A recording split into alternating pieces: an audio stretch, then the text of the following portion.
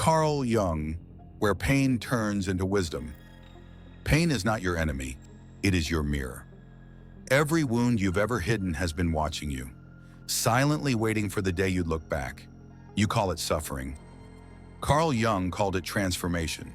What you feel as agony is the psyche cracking its shell, forcing you to see what you were never brave enough to face. You think the darkness breaks you. It doesn't. It reveals you. You've mistaken numbness for strength. You've mistaken escape for healing. But real strength is forged in confrontation, when your mind stops running and begins to dissect its own shadows. Pain is the scalpel of consciousness. It cuts to expose, not to destroy. Every tear you've buried was data. Every breakdown, a hidden equation in your becoming. You are not falling apart. You are being dismantled by meaning itself. The universe doesn't punish, it educates. And the lesson is always the same. What you refuse to feel will control you, but what you confront, you transform. This is where pain turns into wisdom. Welcome to the laboratory of your soul. Number 1, the diagnosis. Pain is psychological data. You've been calling it pain, but it's not pain. It's a message. Every ache, every mental fracture, every sleepless night is the psyche speaking through code. Carl Jung said the soul hides what the ego refuses to admit, and when repression fails, it speaks through suffering. Your anxiety isn't random. Your despair isn't meaningless. They are diagnostic signs, the psyche's language of urgency. You are not being punished, you are being examined. Pain is the body's scream of the unconscious. It's the test result you keep ignoring. You were never meant to medicate it into silence. You were meant to interpret it. Each breakdown you've endured is a data point. Each panic, each shame, each tear you swallowed, all contain instructions. Jung knew that when you trace pain backward, you uncover the exact coordinates of your disowned self. The psyche keeps perfect records. You can't hide from yourself forever. The same pain that haunts you is the same force trying to reunite you with the part you abandoned. What you call depression might be the soul's rebellion against falseness. What you call fear might be the memory of truth resurfacing. Pain doesn't destroy, it decodes. If you could look clinically at your suffering, you'd see a map. Neural circuits tracing the shadow signature. Your trauma is data encrypted with identity. You are not defective, you are encrypted. And your agony is the password. Every pulse of discomfort carries the coordinates of evolution. The problem is not the pain, it's your resistance to reading it. The moment you stop fighting and start decoding, you transform from patient to analyst, from victim to interpreter. So listen to your symptoms, study your discomfort. You are the experiment, the scientist, and the result. Your scars are footnotes in the story of consciousness trying to know itself. Jung didn't ask you to escape pain, he asked you to dialogue with it. Because in that dialogue, the ego dissolves and the true self begins to form. Number 2, the descent. When your mind begins to fracture, you feel it when silence starts to hum. That faint vibration behind your thoughts, like glass beginning to crack. This is the descent, not a fall, but a collapse inward. You used to think sanity meant control, but control was the first illusion. Carl Jung warned that what you resist will eventually drag you below. And here you are, standing at the threshold of your own undoing. Your mind fractures not because it's weak, but because it can no longer contain the contradictions. The persona you built, the polished version of you, starts peeling like old paint. You see flashes of faces within your own. The child you betrayed, the lover you lost, the coward you still protect. They crowd the corridors of your consciousness, demanding recognition. Don't run. The fracture is not failure, it's initiation. Every break exposes a boundary that once kept truth out. You're not going insane, you're remembering. The rational mind screams because it's losing dominance. That's good. The descent is the price of becoming whole. You will hallucinate memories, argue with echoes, question your worth, and mistake disintegration for death. But Jung knew, only the fragmented self can be reforged. The psyche must descend into its own chaos to harvest meaning. The underworld of your mind is not hell, it's a classroom. Pain is the teacher, silence the syllabus. You'll notice dreams turning violent, symbols mutating, familiar rooms feeling alien. These are coordinates. Your unconscious is reorganizing itself around truth. Don't medicate the tremor, map it. You are dissolving, yes, but only to reveal the architecture beneath the mask. The descent isn't punishment, it's correction. The light you worship blinded you. Now darkness restores your sight. You wanted transformation without decay. Impossible. The seed must rot before it can bloom. So let it rot. Let everything superficial die screaming. This is the anatomy of becoming. You are not breaking down. You are being sculpted by invisible hands. Every fracture is precision work. Number 3, the mirror, confrontation with the self you denied. You stand before the mirror, but it's not your face that looks back. It's everything you buried. Every lie you told yourself now has eyes. The reflection breathes. It twitches. It knows. You've spent your life crafting masks, and now the mask has come alive to collect its debt. Carl Jung called this the confrontation with the shadow, the part of you that never forgot. You thought you were a hero, a victim, a survivor. But beneath that narrative lives a murderer, a coward, a manipulator, a ghost. The unconscious doesn't judge, it records. And when the record plays, you can't look away.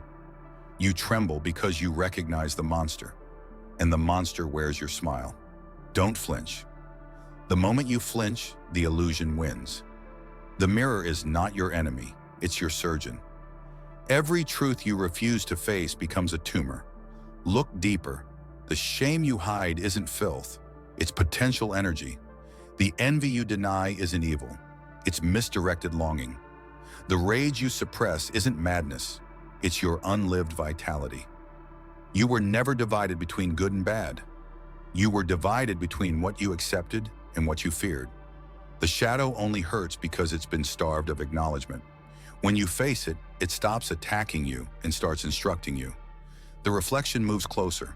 Its voice matches yours. You realize the nightmare has always been a reunion. Integration is not peace, it's fusion. When the rejected fragments return, they burn. That's the cost of becoming whole. Jung knew that the one who confronts his shadow becomes dangerous because he no longer lies to himself. You are that dangerous one now. Your darkness isn't a curse, it's the map home. So stare, don't blink, let the reflection merge with your skin. Let the denied self breathe through you again. You are no longer hiding from the mirror, you are becoming it. Number 4, the infection of meaning, how suffering becomes symbolic. At first, pain is chaos, raw, meaningless, senseless chaos. But then something begins to infect it, meaning. You start to notice patterns inside the agony, whispers within the noise. The wound begins to speak in metaphors. Carl Jung understood that every symptom, every torment, every obsession hides a story that the conscious mind refused to tell. You thought your suffering was random. It never was. The psyche is a dramatist. It stages your pain as theater, forcing you to interpret it. Depression becomes the metaphor for spiritual starvation. Anxiety becomes the echo of unexpressed potential.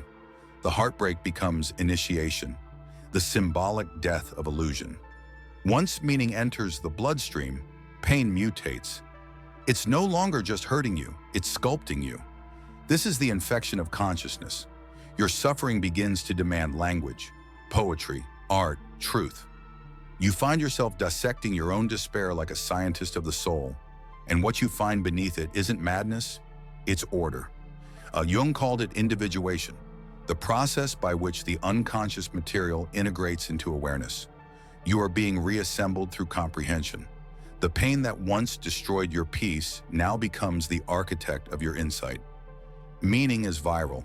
Once it infects your mind, it spreads through every wound. You begin to crave depth instead of distraction. You start to respect the silence between breakdowns. You see symbols in dreams, patterns in chaos, lessons in loss. You begin to realize that nothing was wasted, not even the nights you begged to disappear. The unconscious wastes nothing. It recycles everything into evolution. And here lies the paradox. Once pain becomes meaningful, it can no longer control you. The infection becomes immunity. You no longer run from darkness because you've learned its language. Every tear you shed becomes translation. You were not meant to escape pain.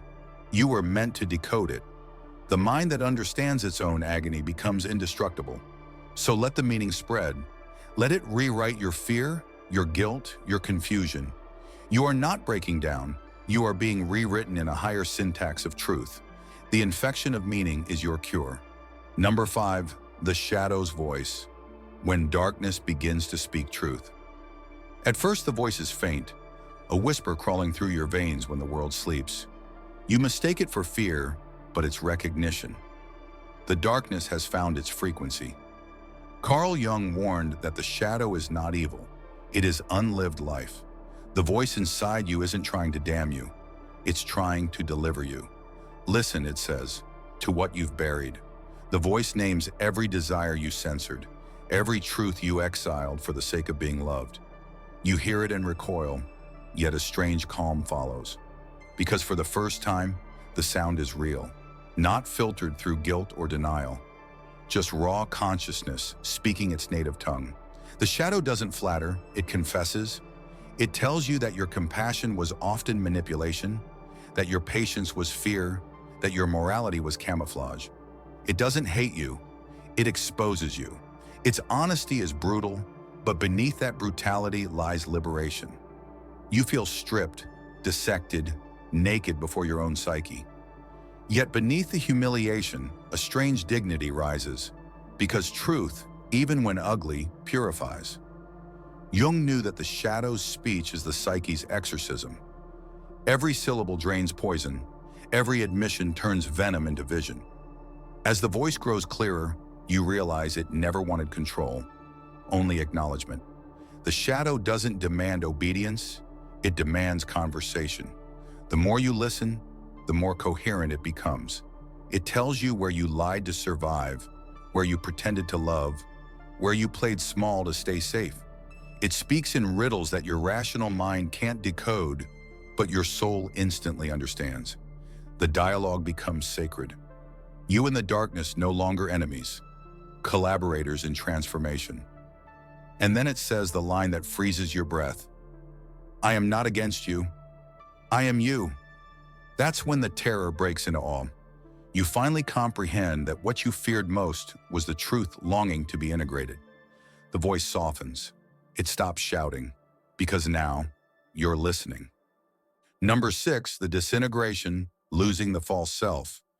There comes a moment when you can't hold the performance anymore.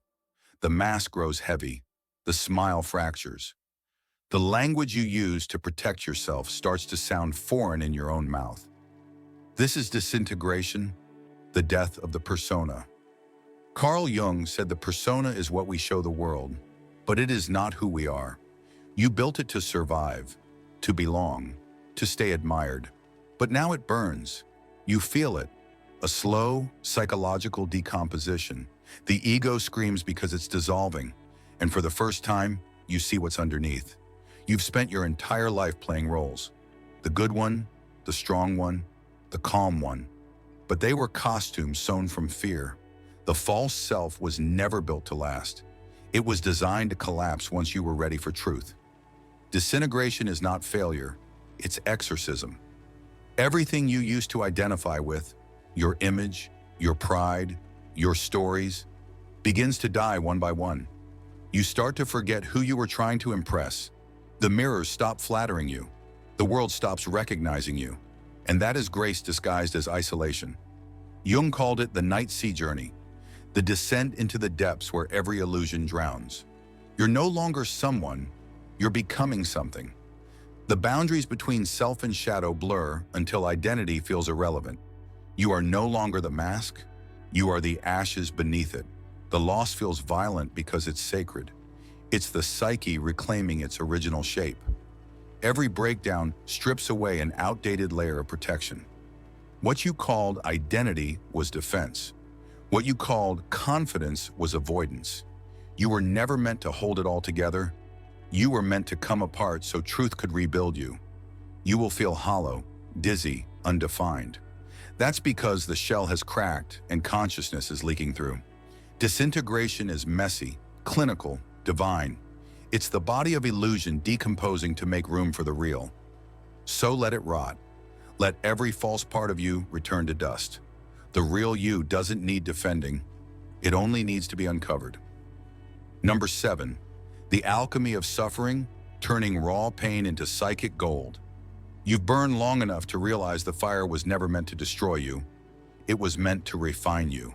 This is the alchemy of suffering. Carl Jung called it transformation through the negredo, the black stage, where chaos melts identity into molten possibility. You thought pain was punishment, but now you see it as the furnace of awareness. Every loss, every wound, every humiliation, fuel.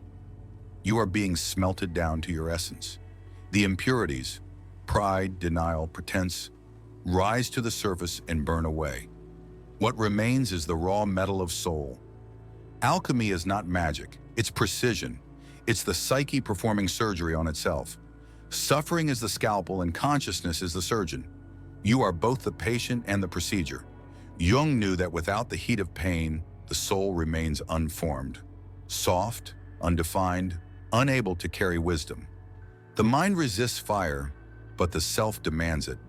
You can't ascend without combustion. That's why your greatest anguish feels sacred, because it's the moment you are being purified. Pain doesn't subtract, it distills. Each moment of despair removes another impurity that once diluted your truth. The process is merciless, but not cruel. You are witnessing the sacred chemistry of becoming. The blackness turns silver. The silver begins to glow red with awareness. You start to see beauty where you once saw ruin. You start to feel gratitude for the storms that shattered you. The same fire that once consumed you now illuminates your path. This is psychic gold, consciousness solidified through suffering. You no longer fear darkness because you've mined it. You no longer seek light because you've become it. Carl Jung believed that the true alchemist works within, turning wounds into wisdom, chaos into meaning, despair into serenity. You are now that alchemist. The crucible is your mind, the metal is your emotion, and the gold is your awareness. Nothing was wasted. Every breakdown was a reaction. Every scar, a residue of evolution. The formula was always the same. Suffer consciously and you ascend. Number 8, the awakening, realizing the purpose behind the torment. You wake one morning and realize the silence doesn't hurt anymore. The chaos inside has slowed its pulse. What once felt like punishment now feels like instruction. The torment was never trying to break you. It was trying to wake you. Carl Jung wrote that, "There is no coming to consciousness without pain." Now you understand. Every loss, every heartbreak, every panic, every sleepless night, they weren't random. They were curriculum. You weren't being punished. You were being educated in the language of depth. The universe doesn't scream. It whispers through suffering. You just weren't listening before. You start to see the pattern behind the ruin. Every betrayal carved empathy. Every failure taught humility. Every silence taught self-trust. Pain was never chaos. It was choreography. You mistook it for cruelty because you judged it too early. Now you see the divine structure behind every wound. You realize that what was taken from you was only what could not stay in the presence of your awakening. Jung understood this metamorphosis. The moment when the ego stops fighting and begins to see. Suffering stops being an enemy and becomes a mentor. The awakening doesn't announce itself with trumpets. It comes quietly, like dawn creeping through smoke. You feel lighter, but not naive. You've seen the machinery of the mind, the endless cycles of repression, denial, projection, and you've stepped outside of them. You no longer chase happiness, you cultivate presence. You no longer pray for peace, you embody awareness. The torment gave birth to a clarity that peace alone could never grant. Pain stripped you of illusions until only truth could breathe. That's the awakening, not the end of pain, but the comprehension of it. Now you look back at your suffering with gratitude instead of hatred. You bow to it, because you finally know every scar was sacred, every tear was initiation, Every wound was wisdom waiting to surface. You are awake, not because you escaped the fire, but because you understood it. Number 9. The rebirth of the untouchable mind. Transformation into strength and serenity. When the storm finally ends, you realize you're still standing, but you're not the same. The pieces that broke never return.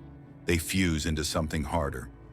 You are tempered now, like steel folded by fire. The noise of the world still hums, but it no longer enters you.